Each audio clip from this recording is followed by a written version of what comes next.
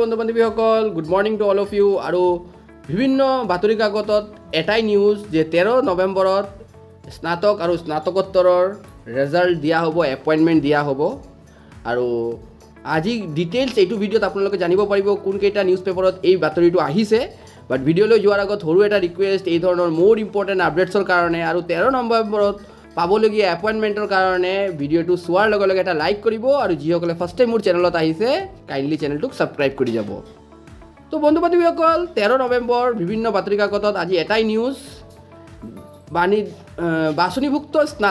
স্নাতকোত্তৰ শিক্ষকৰ 13 নৱেম্বৰত ৭,৮৫০ প্ৰাৰ্থীক নিযুক্তি পত্ৰ আৰু এইখন নিউজ নিয়মীয়া বাৰ্তাত আজি প্ৰকাশ হৈছে ইয়াত আপোনালোকে চাব পাৰে স্নাতক আৰু স্নাতকোত্তৰ শিক্ষকৰ পদৰ বাবে চূড়ান্ত বাছনি প্ৰক্ৰিয়া সম্পন্ন কৰিলে শিক্ষা বিভাগে সেই অনুসৰি ৭,৮৫০ গৰাকী চাকৰি প্ৰত্যাশী চূড়ান্ত বাছনি অন্তৰ্ভুক্ত হৈছে 13 পৃষ্ঠাত তাৰ ডিটেইলছ দিছে আৰু এখন নিউজ বাতৰি কাকতত চাওঁ শিক্ষকৰ ১,২৭১টা পদ আমাৰ অসমত এইখন আহিছে ইয়াত আছে LP আৰু UPৰ যিকেইটা কথা দিছে সেইকেইটা কথা ইয়াত উল্লেখ আছে ওপৰত আপোনালোকে চাব পাৰে ৫০টা প্ৰাথমিক শিক্ষকৰ পদৰ বিপৰীতে ৪,২৭৯টা জন প্ৰাৰ্থী নিযুক্তিৰ বাবে বাছনি কৰা হৈছে অৰ্থাৎ নিম্ন প্ৰাথমিকত ৩,৮০০টা শিক্ষকৰ পদৰ বিপৰীতে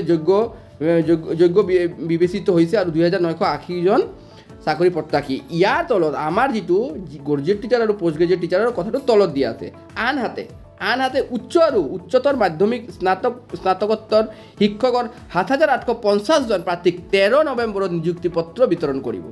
ইয়াৰে স্নাতক শিক্ষকৰ পদৰ বাবে ৬,৫৭১ জন প্ৰাৰ্থী আৰু স্নাতকোত্তৰ শিক্ষকৰ বাবে ১,২৭৯ জন প্ৰাৰ্থীক বাছনি কৰা হৈছে আৰু এইখন নিউজ হয় আমাৰ অসমৰ ঠিক আছে আৰু এখন নিউজ পেপাৰত কি দিছে চাই লওঁ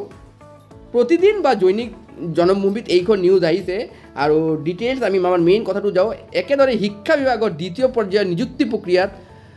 সামৰি ল'ব স্নাতক আৰু স্নাতকোত্তৰ শিক্ষক পদৰ ৭,৮৫০ গৰাকী চাকৰি প্ৰত্যাশী এইসকল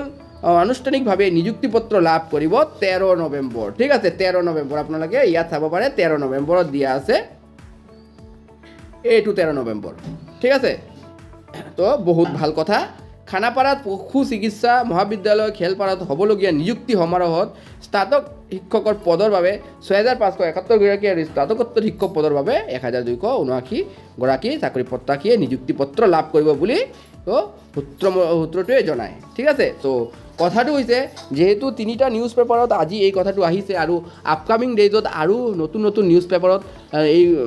খবৰটো আহিব যে 13 তাৰিখত এপইণ্টমেণ্ট হ'ব না 15 তাৰিখত হ'ব বহুতে কৈ আছে 15 তাৰিখত হ'ব কোনোবা কৈ আছে 13 তাৰিখত হ'ব যি হওক বাট আমি এটা ধৰি ল'ব পাৰোঁ যে 13 বা 15ৰ মাজত যিকোনো এটা দিনত আমি এপইণ্টমেণ্ট পাবলৈ সক্ষম হ'ম আৰু বহুতে ভাল কথা যিসকলে গ্ৰেজুৱেট টিচাৰ আৰু পোষ্ট গ্ৰেজুৱেট টিচাৰৰ কাৰণে ৱেইট কৰি আছিলে তেওঁলোকৰ কাৰণে বহুতে ভাল কথা যে এটলিষ্ট 13 নৱেম্বৰত বা 15 নৱেম্বৰ হোক এপইণ্টমেণ্ট লোৱাটো ডিচেম্বৰলৈকে লেট নাই হোৱা